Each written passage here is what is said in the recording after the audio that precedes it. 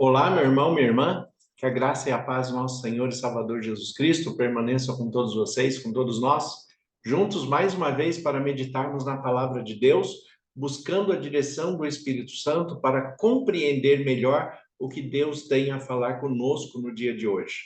Então, a todos vocês que nos acompanham pela Rádio 87.9 FM de Dracena, vocês que nos acompanham pelo Facebook Ivan Fidelis e também pelo canal do YouTube Família e Fé PR Ivan Fidelis, Família e Fé Pastor Ivan Fidelis, é o canal onde fica gravado esta mensagem que eu peço para que você se inscreva, comente, compartilhe, deixe seu like, ative o sininho, porque desta maneira você recebe as mensagens que são gravadas e também o sistema compreende que a mensagem é relevante para alcançar outras pessoas. Então, a todos vocês, que a graça e a paz do nosso Senhor Jesus Cristo permaneça de maneira muito especial na sua vida, na sua mente, no seu coração, no seu lar, e que todos nós possamos ser guiados e dirigidos pelo Espírito Santo.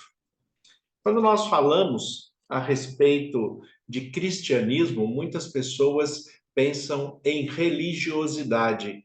E as duas coisas, apesar de estarem um pouco fundidas por causa das questões da igreja, da denominação a qual você e eu participamos, a essência dessa história não tem muito a ver com religião, mas sim com modelo de vida, com perspectiva da interpretação da vida, de maneira em que a nossa postura seja próxima à de Jesus Cristo e desta maneira, imitando a Cristo, como o apóstolo Paulo diz, sede meus imitadores como eu sou de Cristo.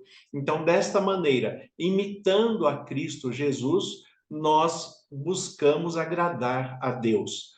Agradar a Deus porque fomos feitos à sua imagem e semelhança e desta maneira somos seus filhos ao receber o Espírito Santo e nos deixar ser guiados pelo Espírito, como fala em Romanos 8,16. Todo aquele que é guiado pelo Espírito de Deus é filho de Deus. Então, como filho, e Jesus como filho, nós buscamos ser mais parecidos a cada dia com o nosso Pai. Isto é um desafio e um processo que nós chamamos de santificação para toda a vida.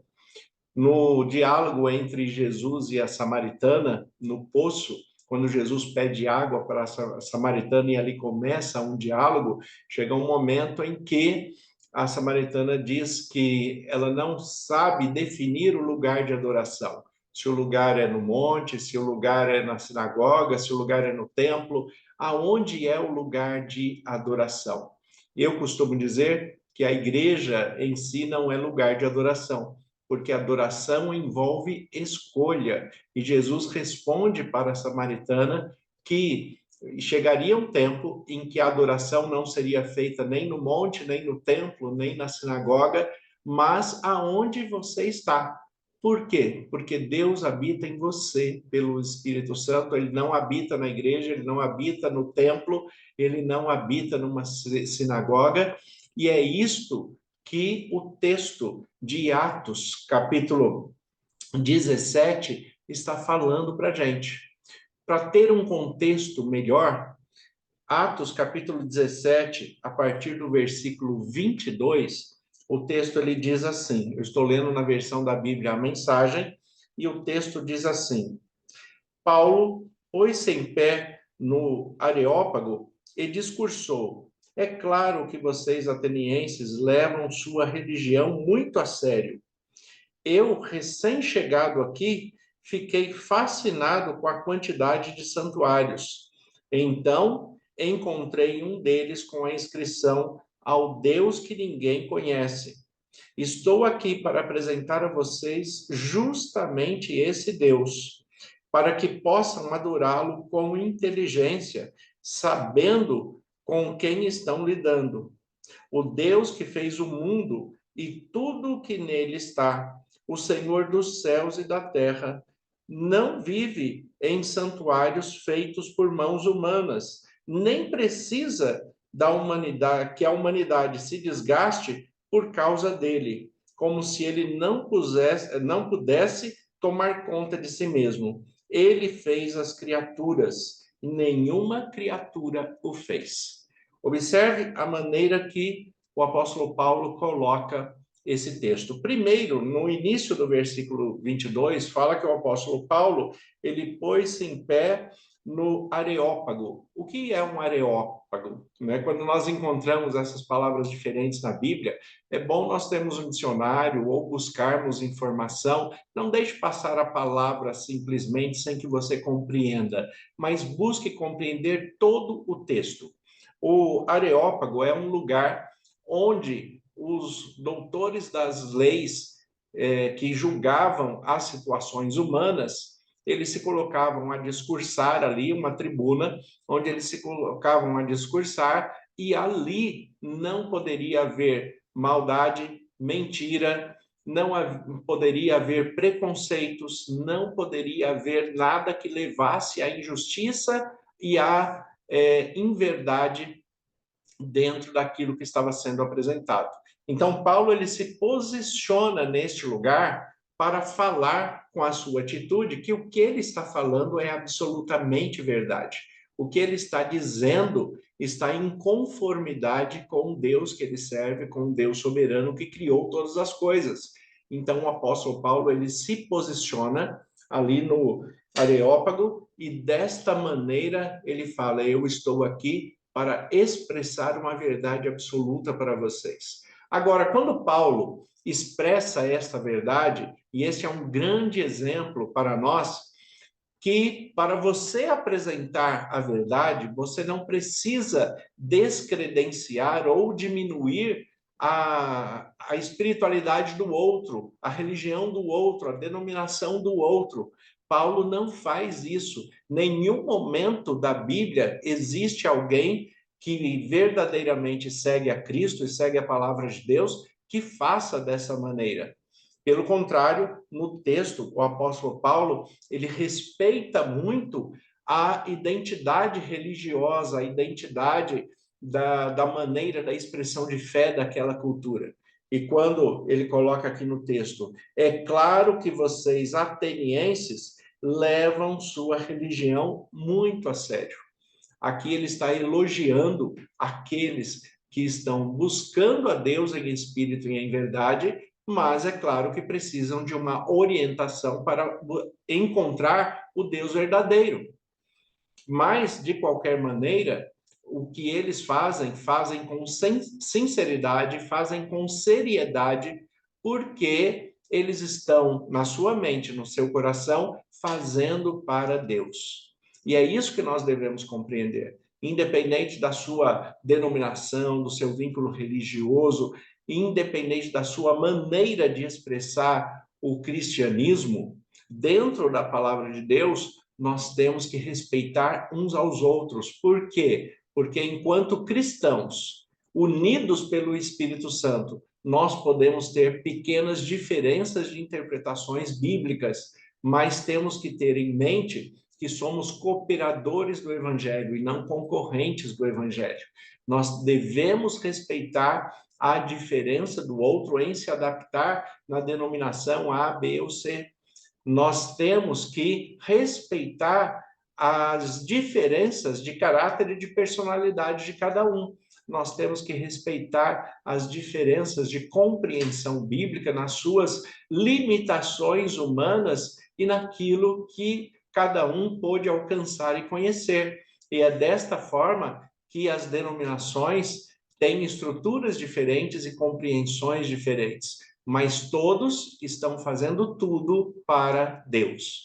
É isso que Paulo fala, por exemplo, em Romanos capítulo 14, falando ali a respeito dos débeis na fé, que é uma expressão usada ali na Bíblia, a pessoa que é criança na fé, é imatura na fé, é isso que o apóstolo Paulo quer dizer, e essa pessoa que é imatura na fé, ela deve ser respeitada também na sua maneira de lidar, mas deve-se promover o crescimento dela.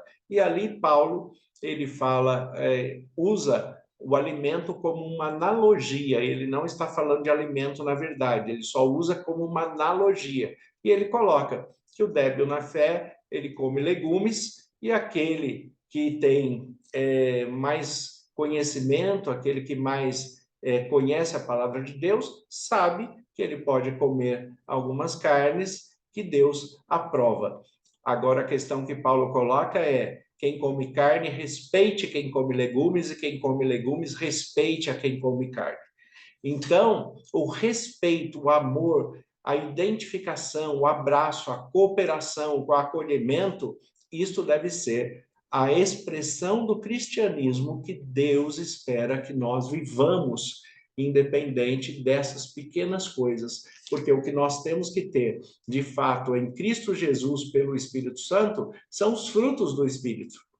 Então, não adianta eu ter uma postura religiosa se eu não tenho frutos do Espírito. Jesus fala que pelos frutos é que nós conheceremos quem de fato é cristão ou quem não é. Porque os frutos do Espírito são amor, paz, paciência, longanimidade, benignidade, mansidão, domínio próprio, né? Estes são frutos do Espírito que nós devemos buscar todos os dias, nós devemos desenvolver todos os dias e fazer a manutenção daquilo que nós já desenvolvemos. Desta maneira, nós somos, de fato, cristãos. Então, o apóstolo Paulo, ele sobe no Areópago, ali naquele lugar onde se diz a verdade, e ele coloca: é claro que vocês, atenienses, levam muito a sério a religião de vocês, né? Eu, recém-chegado aqui, estou fascinado com a quantidade de santuários. Observe que o apóstolo Paulo, ele não está criticando que cada santuário foi feito pensando num Deus diferente, né? O Deus Apolo, né? O Deus Baco, cada um foi feito para um Deus diferente, né? Paulo fala: não, se vocês fazem isso é porque vocês têm seriedade. É por isso que uma pessoa que tem princípios e valores, está ligado à sua religião, à sua denominação, ele vai ser um bom cristão. Se ele se permitir ser guiado pelo Espírito Santo, se ele se permitir crescer em conhecimento e frutos do Espírito, ele vai ser um bom cristão. E é isso que o apóstolo Paulo está fazendo. Ele chega e ele fala aqui: olha, eu vim apresentar a vocês um Deus que vocês ainda não conhecem. Vocês conhecem os deuses ou aquelas entidades ou aquelas expressões que vocês consideram deuses. E eu respeito isso e sei que vocês fazem isso com muita seriedade. É o que o apóstolo Paulo diz aqui. Mas daí ele fala: eu quero apresentar a vocês um Deus que vocês ainda não conhecem, que é o Deus que criou o céu, criou a terra, criou todas as coisas, e esse Deus não habita em templos feitos com mãos humanas. Esse Deus, ele habita em vocês. Esse Deus, ele habita no templo que ele mesmo fez com as próprias mãos, que somos nós, humanos, criados à sua imagem e à sua semelhança. Deus habita em nós pelo Espírito Santo, Deus habita em nossa mente, em nosso coração, nos concedendo vida, sabedoria, discernimento, direção espiritual, para que vivamos bem, com harmonia e felicidade, segundo a vontade de Deus, que é sempre boa, agradável e perfeita. Então, é desta maneira que o apóstolo Paulo e nós queremos apresentar Deus a vocês. Nós queremos, muito além de apresentar uma denominação ou uma religião, nós queremos que vocês conheçam um Deus que não exige sacrifícios, né? Sacrifícios vãos, um Deus que, como diz o texto aqui, que ele mesmo não precisa de cuidados, é ele quem cuida de nós. Nós não precisamos cuidar dele, é ele quem cuida de nós. E nós, o único que nós podemos cuidar é de nós mesmos. Nós temos também que tomar o cuidado de não querer cuidar da vida do irmão. Nós não podemos cuidar da vida do outro. Nós só podemos cuidar da nossa própria vida, da nossa própria postura cristã, da nossa própria expressão dos frutos do Espírito, nós só podemos cuidar de nós mesmos. Nunca tente cuidar de outra pessoa na questão da espiritualidade, porque cada um tem a sua expressão e o seu relacionamento com Deus, a sua integridade com Deus. E aqui o apóstolo Paulo, ele continua falando: então encontrei um deles com a inscrição ao Deus que ninguém conhece. Até ali, Atenas era um lugar onde eles tinham vários templos, vários deuses, mas eles sabiam que existia um Deus diferenciado que eles ainda não conheciam. Então, dentre todos os monumentos com as suas inscrições a respeito dos deuses, eles tinham ali um que dizia ao Deus desconhecido. E aí Paulo, utilizando da expressão filosófica para conversar com eles, né, já que Atenas é uma cidade extremamente voltada para a filosofia, Paulo utiliza desse instrumento para também fazer um discurso apresentando um Deus que eles mesmos classificavam de desconhecido. Então, Paulo fala: deixe eu apresentar este Deus para vocês. Deixa eu apresentar esse Deus para vocês, porque vocês, desta maneira, vão conhecer, e se vocês colocarem em prática os seus ensinos, a sua direção, vocês vão perceber que servir a este Deus, ser guiado por esse Deus, ser orientado pelo Espírito deste Deus, compreender quem é o Filho de Deus e que nós somos filhos também, você vai viver muito melhor do que você vive hoje. Que é esta a intenção do Evangelho. A intenção do Evangelho não é que alguém mude de religião ou mude de denominação. A intenção do Evangelho é que você compreenda o cristianismo de tal forma que você viva de fato a vida de Cristo a tal ponto que você chegue a falar, como Paulo mesmo: não sou mais eu que vivo, mas é Cristo que vive em mim. É assim que nós temos que pautar a nossa vida, a nossa postura cristã. Temos que ser adoradores que adoram em espírito e em verdade. Jesus, em João capítulo 17, versículo 17, fala: santifica-os na verdade, a tua palavra é a verdade. Então, adorar a Deus em espírito e em verdade é se permitir ser guiado pelo Espírito Santo dentro da verdade, que é a palavra de Deus, a Bíblia, como única regra de fé e prática para todo cristão. Então, é desta maneira que um verdadeiro adorador adora a Deus, conhecendo a palavra de Deus e sendo guiado pelo Espírito Santo, e desta maneira viver em espírito e em verdade, fazendo as escolhas que agradam o coração de Deus, sendo um homem e uma mulher segundo o coração de Deus. E para isso nós precisamos estudar a Bíblia, crescer em conhecimento, e é por isso que nós buscamos a cada dia compreender melhor a palavra de Deus. Paulo fala: estou aqui para apresentar a vocês justamente esse Deus, para que possam adorá-lo com inteligência. Em Romanos capítulo 12, versículo 2, fala que a adoração a Deus é um culto racional, e nós devemos compreender isto. Um culto racional, nós temos que compreender o que estamos fazendo, o que estamos falando. O culto a Deus, ele tem que ser racionalizado. Isso não elimina as emoções que nós sentimos dentro da palavra de Deus durante a exposição do Evangelho, durante a pregação. De fato, nós nos emocionamos, de fato, nós nos aproximamos de Deus, só que a nossa emoção, ela vem da razão, ela vem da compreensão do que está sendo apresentado, o sacrifício de Cristo, o amor de Deus em Cristo Jesus, se entregando por nós, e Jesus Cristo enviando o Espírito Santo para nos consolar, para nos ajudar, para estar conosco todos os dias até a consumação dos séculos. Então, é esse Deus que o apóstolo Paulo estava apresentando em Atenas, e é este Deus que eu e todos os cristãos estamos apresentando a você que nos acompanham, que nós cresçamos juntos em conhecimento, em sabedoria, em discernimento, para que desta maneira nós vivamos segundo a vontade de Deus.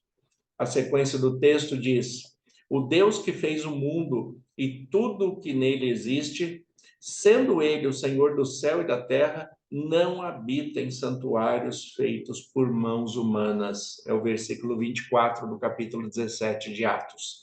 Deus não habita em templos feitos por mãos humanas, mas ele habita em nós. E quando nós nos reunimos no templo, nós estamos unindo de fato a Deus que nos une pelo Espírito Santo. E é muito bom nós compreendermos isso, que cada um de nós carrega Deus dentro de si, e quando nós nos ajuntamos, nós temos o poder de Deus através do amor, através do abraço, através do carinho, do acolhimento, do aconchego, e é desta maneira que Deus cuida de nós, nos orientando, nos fortalecendo, para que em Cristo Jesus, a cada dia, nós sejamos mais que vencedores, vivendo de fé em fé, porque o justo viverá pela fé. Então, tenham em mente que Deus habita em você. Deus está com você todos os dias. Como diz Jesus, eu não os deixarei órfãos. E é isto que o Espírito Santo faz conosco. Nos dá a filiação paterna e nós jamais seremos órfãos, porque Deus é o nosso Pai Celeste. Senhor, nosso Deus e Pai, nós te agradecemos pela tua palavra que é viva e eficaz. E em nome de Jesus, eu peço que o Senhor abençoe de maneira muito especial cada um daqueles que estão ouvindo esta mensagem, cada família que eles representam. Que o Senhor conceda paz, crescimento, sabedoria e discernimento espiritual, a fim de que todos compreendam que o Senhor é soberano e que a tua palavra é a verdade absoluta. A tua palavra é a única regra de fé e prática para todo cristão. Que nós, acima da religião e da denominação, possamos viver um cristianismo puro, sincero, verdadeiro, de adoração ao Senhor em espírito e em verdade. Eu oro em nome de Jesus. Amém. Que Deus abençoe a todos. Tenha um excelente dia em nome de Jesus.